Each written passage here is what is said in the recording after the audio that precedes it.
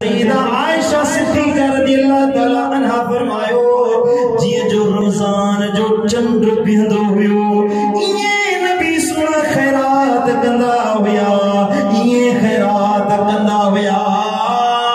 जे तेज हवा लगंदिया हर शे उड़ाए खड़ी मिलिया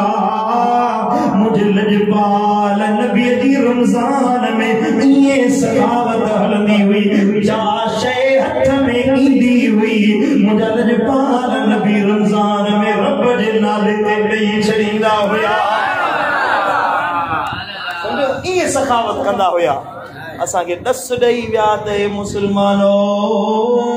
हे ईमान वारो रमजान में इए सखावत कयो जिए मूं नबी सखावत कई आहे हाणे साथ जो हाल चाहे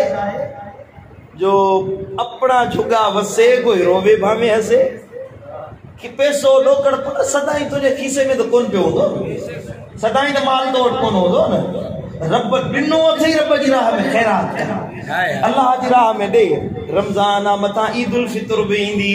तुझे पाड़े में को गरीबा को मिस्कीना रमजान जो महीनो रब मोको दिनो थई के बेवा के बनी अयाल वारिया मर्द मानुआ जको गरीब मिस्कीना साहिब अयाला